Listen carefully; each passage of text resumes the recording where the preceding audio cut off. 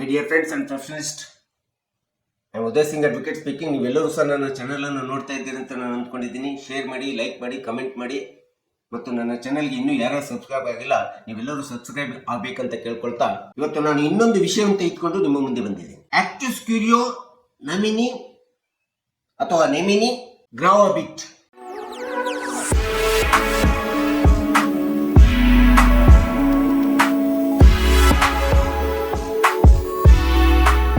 ಇದು ಒಂದು ಲ್ಯಾಟಿನ್ನಲ್ಲಿ ಬಂದಿರತಕ್ಕಂಥ ಶಬ್ದ.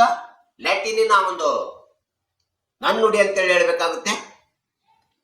ನಾವು ಇದನ್ನ ಕನ್ನಡದಲ್ಲಿ ಟ್ರಾನ್ಸ್ಲೇಷನ್ ನೋಡಿದಂತ ಸಂದರ್ಭದೊಳಗಡೆ ತುಂಬಾ ಅವಶ್ಯಕವಾಗಿರ್ತಕ್ಕಂಥ ಒಂದು ವಿಷಯ ಅಂತೇಳಿ ನಮಗೆ ಅನಿಸ್ತಾ ಇದೆ, ವಿಚಾರ ಅಂತೇಳಿ ಅನಿಸ್ತಾ ಇದೆ.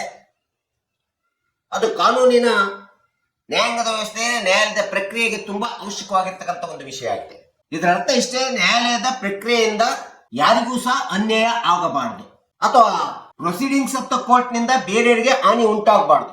ಈ ಒಂದು ಅಕ್ಯೂಟ್ಸ್ ಕ್ಯೂರಿಯೋ ನೆಮಿನಿ ಗ್ರಾವಬಿಟ್ ಅಂತೇಳಿ ನಾವು ಕರಿತೀವಿ. ಈ ವಿಚಾರ ನ್ಯಾಯಾಂಗದ ವ್ಯವಸ್ಥೆ ಒಳಗಡೆ, ನ್ಯಾಯದ ಪರಿಕಲ್ಪನೆ ಒಳಗಡೆ ಯಾವುದೇ ಒಂದು ಮೊಕದ್ದಮೆಯನ್ನ, ಪ್ರಕ್ರಿಯೆಯನ್ನ ನ್ಯಾಯಾಲಯ ಕೈಗೊಂಡಂತ ಸಂದರ್ಭದೊಳಗಡೆ ಅದು ಕೊಡುವಂತ ತೀರ್ಪು ಇರ್ಬೋದು, ಅಥವಾ ಜಡ್ಜ್ಮೆಂಟ್ ಇರ್ಬೋದು, ಅಥವಾ ಡಿಗ್ರಿಗಳಿರ್ಬೋದು, ಇಂಥ ಒಂದು ವಿಷಯಗಳಿಗೆ ಸಂಬಂಧಪಟ್ಟಂತ ಅಂಶ ವಿಚಾರ ಇದಾಗಿದೆ.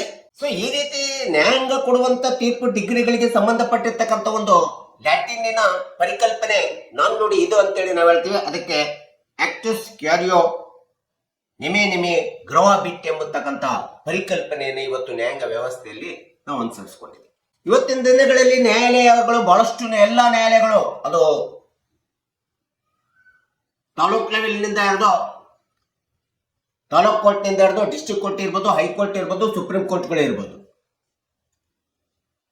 ಈ ಎಲ್ಲ ನ್ಯಾಯಾಲಯಗಳು ತಮ್ಮದೇ ಆದಂತ ಯಾವುದೇ ಒಂದು ಮೊಕದ್ದಮೆಯನ್ನು ವಿಚಾರಣೆ ನಡೆಸಿದಂತ ಸಂದರ್ಭದಲ್ಲಿ ಪ್ರಕ್ರಿಯೆಯನ್ನು ಸಂಪೂರ್ಣ ಮುಗಿಸಿದಂತ, ವಿಚಾರಣೆ ಪ್ರಕ್ರಿಯೆಯನ್ನು ಸಂಪೂರ್ಣ ಮುಗಿಸಿದಂತ ಸಂದರ್ಭದಲ್ಲಿ ಅವು ತಮ್ಮದೇ ಆದಂತ ಸ್ವತಂತ್ರವಾಗಿ ತೀರ್ಪನ್ನ, ಜಡ್ಜ್ಮೆಂಟ್ ಅನ್ನ, ಡಿಗ್ರಿಯನ್ನ, ಆದೇಶವನ್ನ ಹೊರಡಿಸತಕ್ಕಂಥದ್ದು ನಾವು ನೋಡ್ತೇವೆ.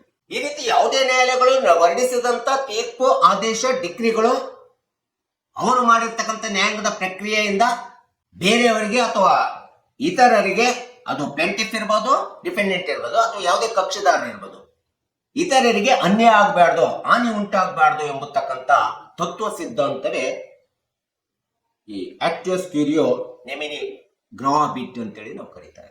ಒಂದು ಪ್ರಕ್ರಿಯೆಯನ್ನು, ಒಂದು ಮೊಕದ್ದಮೆ ಪ್ರಕ್ರಿಯೆ ನಡೆಸ್ತದೆ, ವಿಚಾರಣೆ ನಡೆಸ್ತದೆ, ಎಲ್ಲ ಆಗುತ್ತೆ. ನ್ಯಾಯಾಲಯ ಮಾಡಿದಂತ ಒಂದು ತಪ್ಪಿನಿಂದಾಗಿ ಅದು ಪ್ಲೇಂಟಿಫಿಗೆ ಇರ್ಬೋದು, ಅಥವಾ ಡಿಫೆಂಡೆಂಟಿಗೆ ಇರ್ಬೋದು, ಅಥವಾ ಪಿಟಿಷನರ್ಗೆ ಇರ್ಬೋದು, ಅಥವಾ ರೆಸ್ಪಾಂಡೆಂಟಿಗೆ ಇರ್ಬೋದು, ಕಂಪ್ಲೇನೆಂಟಿಗೆ ಇರ್ಬೋದು, ಅಥವಾ ಅಕ್ಯೂಸ್ಡ್ಗೆ ಇರ್ಬೋದು. ಸೊ ಇಂಥ ಒಂದು ನ್ಯಾಯಾಂಗ ಮಾಡುವಂತ ಯಾವುದೇ ಪ್ರಕ್ರಿಯೆ ತಪ್ಪಿನಿಂದ ಬೇರೆಯವರಿಗೆ, ಪಕ್ಷಕಾರರಿಗೆ ಅನ್ಯಾಯವಾಗಬಾರ್ದು. ಆ ರೀತಿ ಅನ್ಯಾಯ ಆಗದೆ ಇರ್ತಕ್ಕಂಥ ರೀತಿಯಲ್ಲಿ ನಿರ್ಣಯಗಳಿರ್ಬೇಕು, ತತ್ವಗಳಿರ್ಬೇಕು, ಸಿದ್ಧಾಂತಗಳಿರ್ಬೇಕು, ಈ ನಿರ್ಣಯಗಳಿರ್ಬೇಕು, ತೀರ್ಪುಗಳಿರ್ಬೇಕು ಎಂಬತಕ್ಕಂಥ ತತ್ವ ಸಿದ್ಧಾಂತ, ವಿಚಾರ ಪರಿಕಲ್ಪನೆ ಇದಾಗಿದೆ. Human errors is common. ಯಾಕಂದ್ರೆ ಮೇಲೆ ಕೂಡಿರ್ತಕ್ಕಂಥ ನ್ಯಾಯಾಧೀಶರು ಕೂಡ ಅವರು ಸಹ ಮನುಷ್ಯರೇ, ಅವ್ರೇನು ಬೇರೆ ಅಲ್ಲ. ಆದ್ರೆ ಕೆಲವೊಂದು ಸಂದರ್ಭದಲ್ಲಿ, ಯಾವುದೋ ಒಂದು ಸಂದರ್ಭದಲ್ಲಿ ಅವರ ಅರಿವಿಗೆ ಬರದೆ ಅಥವಾ ಅವರ ಅಪ್ಲಿಕೇಶನ್ ಮೈಂಡ್ ಹಾಕ್ಲಾರದೆ ಬಂದಂತ ಸಂದರ್ಭದಲ್ಲಿ ಮಿಸ್ಟೇಕ್ ಆಗಿರ್ತಕ್ಕಂಥದ್ದು ಸಹಜ.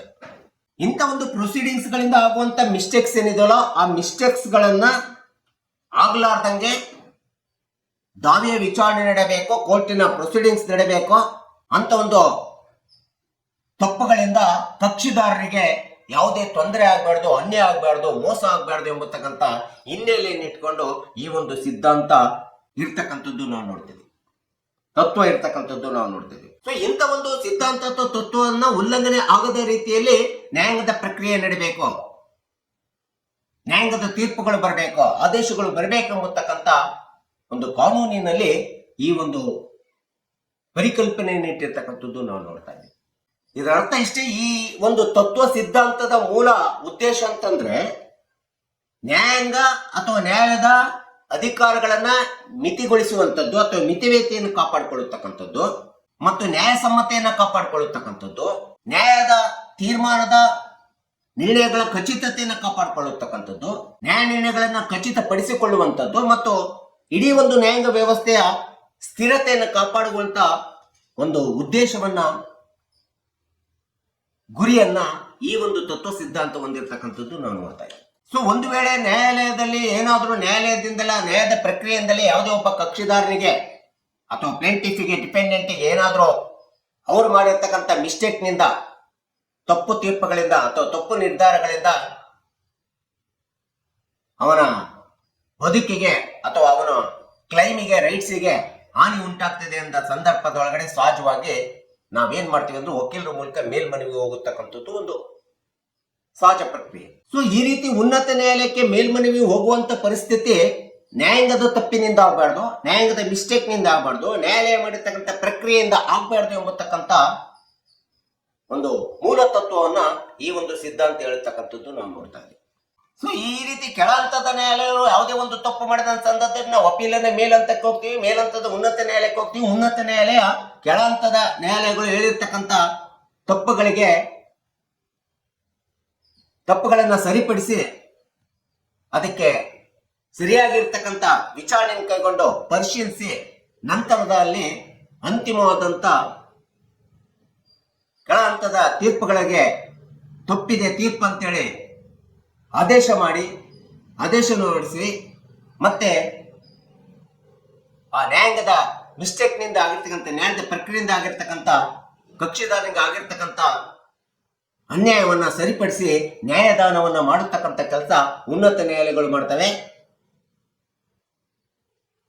ಈ ರೀತಿ ಕೆಳ ಹಂತದ ಅಥವಾ ಯಾವುದೇ ಒಂದು ನ್ಯಾಯಾಲಯದ ಪ್ರಕ್ರಿಯೆಯಿಂದ ತಪ್ಪು ಉಂಟಾಗಿ ಅಪೀಲ್ ಹೋಗ್ಬಿಟ್ಟು ಮನೆಗೆ ಹೋಗಿ ಅಲ್ಲಿ ಸೆಟ್ರೇಟ್ ಮಾಡಿಕೊಂಡು ನಂತರ ಅದನ್ನ ನ್ಯಾಯದಾನವಾಗಿ ಕಾರ್ಯಗತಗೊಳಿಸಲಿಕ್ಕೆ ಉನ್ನತ ನ್ಯಾಯಾಲಯ ಆದೇಶ ಕೊಡುವಂಥದ್ದು. ಆ ಒಂದು ಆದೇಶದ ಪ್ರಕಾರ ನಾವು ನ್ಯಾಯದಾನವನ್ನು ಪಡ್ಕೊಳ್ಳತಕ್ಕಂಥದ್ದು ಇದೇನಿದೆ ಅದು ಕಕ್ಷಿದಾರರಿಗೆ ತುಂಬಾ ತೊಂದರೆ ಆಗುತ್ತಕ್ಕಂಥದ್ದು, ಹಾನಿ ಉಂಟಾಗುತ್ತಕ್ಕಂಥದ್ದನ್ನ ನಾವಿಲ್ಲಿ ಕಾಣ್ತೀವಿ. ಈ ರೀತಿಯಾದಂತಹ ಹಾನಿ ಅಥವಾ ತೊಂದರೆ ವಿನಾಕಾರಣದ ನ್ಯಾಯಾಲಯದ ತಪ್ಪಿನಿಂದ ಆಗಬಾರ್ದು ಎಂಬತಕ್ಕಂಥದ್ದನ್ನ ಸ್ಪಷ್ಟವಾಗಿ ಸಿದ್ಧಾಂತ ಹೇಳ್ತಾ ಇದೆ. ಸೊ ಈ ರೀತಿ ಮೇಲ್ಮನವಿಗೆ ಹೋಗ್ಲಿಕ್ಕೆ ನ್ಯಾಯಾಂಗವೇ ಅವಕಾಶ ಮಾಡಿಕೊಡುವಂಥದ್ದೇನಿದೆಯಲ್ಲ, ಈ ಸಂದರ್ಭದೊಳಗಡೆ ಅಂತ ಒಂದು ಅವಕಾಶ ಕ್ರಿಯೇಟ್ ಆಗಬಾರ್ದು ಎಂಬತಕ್ಕಂಥದ್ದನ್ನ ಅಕ್ಯುಟಸ್ ಕ್ಯೂರಿಯೋ ನೆಮಿನಿಯಾ ಗ್ರವಾಬಿಟ್ ತತ್ವ ಹೇಳ್ತಕ್ಕಂಥದ್ದು ನಾವು ನೋಡ್ತಾ ಇದ್ದೀವಿ. ಇದರಿಂದ ಏನಾಗುತ್ತೆ ಅಂತಂದ್ರೆ ಪಕ್ಷಕಾರರಿಗೆ, ಯಾರೇ ಇರ್ಬೋದು, ಕಂಪ್ಲೇಂಟ್ ಇರ್ಬೋದು, ಅಕ್ಯೂಸ್ಡ್ ಇರ್ಬೋದು, ಯಾರೇ ಇರ್ಬೋದು, ಪಕ್ಷಕಾರರು, ವಾದಿ ಇರ್ಬೋದು, ಪ್ರತಿವಾದಿ ಇರ್ಬೋದು, ಅವರಿಗೆ ಮಿಸ್ಕ್ಯಾರೇಜ್ ಆಫ್ ಜಸ್ಟಿಸ್ ಆಗುತ್ತೆ ಎಂಬತಕ್ಕಂಥದ್ದು ನಾವಿಲ್ಲಿ ಕಂಡುಕೊಳ್ತೀವಿ. ಹೀಗೆ ಮಿಸ್ಕ್ಯಾರೇಜ್ ಆಫ್ ಜಸ್ಟಿಸ್, ಕಾನೂನಿನಿಂದ ನ್ಯಾಯ ವಂಚಿತರಾಗಬಾರ್ದು, ನ್ಯಾಯದಾನದ ವಂಚನೆ ಆಗಬಾರ್ದು, ಕಾನೂನಿನ ಮೂಲಕ ನ್ಯಾಯದಾನದ ವಂಚನೆ ಆಗಬಾರ್ದು ಅಂತೇಳಿ ಹೇಳುವಂತ ಸಿದ್ಧಾಂತ, ಪರಿಕಲ್ಪನೆ, ವಿಚಾರ ಆಗಿದೆ. ಇದು ಒಂದು ಹೊಸದಾಗಿರ್ತಕ್ಕಂಥ ಒಂದು ಕಾನೂನಿನ ವಿಚಾರ ಅಂತ ಹೇಳಬೇಕಾಗುತ್ತೆ. ಸೊ ಹೀಗಾಗಿ ವಿನಾಕಾರಣ ನ್ಯಾಯಾಂಗದ ಪ್ರಕ್ರಿಯೆಯ ತಪ್ಪಿನಿಂದ ಯಾವುದೇ ಪಕ್ಷಕಾರ, ಯಾವುದೇ ಒಬ್ಬ ವ್ಯಕ್ತಿಗೆ ಅನ್ಯಾಯ ಆಗಬಾರ್ದು ಮತ್ತು ಆ ವ್ಯಕ್ತಿ ಪುನಃ ಮೇಲ್ಮನವಿಗೆ ಹೋಗ್ಬಿಟ್ಟು ತನ್ನ ಹಣ, ಸಮಯ, ಆರೋಗ್ಯ ಇದೆಲ್ಲದೂ ಕೂಡ ಕಳ್ಕೋಬಾರ್ದು. ಆದಷ್ಟು ನ್ಯಾಯಾಂಗದ ಸ್ಥಿರತೆ, ಖಚಿತತೆ, ನ್ಯಾಯಸಮ್ಮತೆ ತೀರ್ಪುಗಳ ಖಚಿತತೆಯನ್ನು ಪಡಿಸಿಕೊಳ್ಬೇಕು ಎಂಬತಕ್ಕಂಥ ಒಂದು ಮಹತ್ವಪೂರ್ಣವಾದಂತಹ ಪರಿಕಲ್ಪನೆ, ಸಿದ್ಧಾಂತ ಇದಾಗಿರ್ತಕ್ಕಂಥದ್ದು ನಾವು ನೋಡ್ತಾ ಇದ್ದೇವೆ. ಸೊ ಈ ಒಂದು ತತ್ವ ಯಾಕೆ ತುಂಬಾ ಪ್ರಾಮುಖ್ಯತೆ ಆಗಿದೆ ನ್ಯಾಯಾಲಯದೊಳಗಡೆ ಅಂತಂದ್ರೆ, ಈ ತತ್ವ ಭಾರತದ ಸಂವಿಧಾನಾತ್ಮಕವಾದಂತ ಪರಿಚ್ಛೇದ ಏನಿದೆ, 21ನೇ ಪರಿಚ್ಛೇದ ಪರ್ಸನಲ್ ಲೈಫ್ ಅಂಡ್ ಲಿಬರ್ಟಿಗೆ ತುಂಬಾ ಸಂಬಂಧ ಇರ್ತಕ್ಕಂಥ ಕಾನೂನಿನ ಒಂದು ಸಿದ್ಧಾಂತವಾಗಿದೆ, ಪ್ರಾಮುಖ್ಯತೆಯನ್ನು ಹೊಂದಿರತಕ್ಕಂಥ ಸಿದ್ಧಾಂತವಾಗಿದೆ. ಯಾವುದೇ ಒಬ್ಬ ವ್ಯಕ್ತಿಯ ಬದುಕು ಮತ್ತು ಸ್ವಾತಂತ್ರ್ಯತೆಗೆ, ಅವನ ಹಕ್ಕಿಗೆ ಧಕ್ಕೆ ಬರದೇ ಇರತಕ್ಕಂಥ ರೀತಿಯಲ್ಲಿ ನ್ಯಾಯಾಂಗದ ಪ್ರಕ್ರಿಯೆ ನೀಡಬೇಕು ಎಂಬತಕ್ಕಂಥ ಒಂದು ಕಾನೂನಿನ ವ್ಯವಸ್ಥೆ ಒಳಗಡೆ, ಸಂವಿಧಾನಾತ್ಮಕ ವ್ಯವಸ್ಥೆ ಒಳಗಡೆ ನಾವು ನೋಡ್ತಾ ಇದ್ದೀವಿ. ಅಷ್ಟೇ ಅಲ್ಲದೆ ಸಿಪಿಸಿ 1998 ಆರ್ಡರ್ 47 ನಿಯಮ 1ಕ್ಕೆ ಸಂಬಂಧಿಸಿದಂತ ಒಂದು ಕಾನೂನಿನ ಪ್ರಕ್ರಿಯೆಯ ಸಿದ್ಧಾಂತ ಇದಕ್ಕೆ ಅನ್ವಯ ಆಗತಕ್ಕಂಥದ್ದು ನಾವು ನೋಡ್ತಾ ಇದ್ದೀವಿ. ಕಾನೂನಿನ ವ್ಯಾಪ್ತಿಗೆ ಒಳಪಡ್ತಕ್ಕಂಥದ್ದು ನಾವಿಲ್ಲಿ ಈ ಸಿದ್ಧಾಂತದಲ್ಲಿ ಕಾಣ್ತಾ ಇದ್ದೀವಿ. ಈ ಒಂದು ಪರಿಕಲ್ಪನೆಗೆ ಸಂಬಂಧಪಟ್ಟಿರ್ತಕ್ಕಂಥ ಒಂದು ಕೇಸ್ ರೆಫರೆನ್ಸ್ ನಾನು ಹೇಳ್ಬೇಕಂತಂದ್ರೆ, ಮೊಟ್ಟ ಮೊದಲನೇದಾಗಿ AR Antulay versus RS Nayak 1988 SCC 602. ಈ ಒಂದು ಕೇಸ್ ರೆಫರೆನ್ಸ್ ಅನ್ನು ನಾವು ನೋಡಿದ್ರೆ ಈ ಸಿದ್ಧಾಂತದ ಬಗ್ಗೆ ಸ್ಪಷ್ಟವಾದಂತ ವಿವರಣೆಯನ್ನು ನಾವು ಕಾಣ್ತಾ ಇದ್ದೀವಿ. ಇನ್ನೊಂದು ಉದಾಹರಣೆ ರೆಫರೆನ್ಸ್ ಕೇಸ್ ಲಾಸ್ ಅಂತಂದ್ರೆ state of Punjab versus Gurdev Singh 1991 4 SCC -1. ಈ ಎರಡು ಕೇಸ್ ರೆಫರೆನ್ಸ್ ಲಾಸ್ಗಳನ್ನ ನಾವು ನೋಡ್ತಾ ಹೋದ್ರೆ ಆಕ್ಟಿವಸ್ ಕ್ಯೂರಿಯೋ ನೆಮೇನಿಯಾ ಗ್ರೋವಾಬಿಟ್ ಈ ಒಂದು ನ್ಯಾಯಾಂಗದ ಪ್ರಕ್ರಿಯೆಯಿಂದ ಯಾರಿಗೂ ಅನ್ಯಾಯ ಆಗಬಾರ್ದು, ಯಾರಿಗೂ ಹಾನಿ ಉಂಟಾಗಬಾರ್ದು ಎಂಬತಕ್ಕಂಥ ಪರಿಕಲ್ಪನೆ ಸಿದ್ಧಾಂತ ಈ ಎರಡು ಕೇಸ್ ರೆಫರೆನ್ಸ್ ಲಾಸ್ ಅನ್ನು ನಾವು ನೋಡಿದಾಗ ಸ್ಪಷ್ಟವಾಗಿ ನಮಗೆ ಅರ್ಥ ಆಗ್ತದೆ.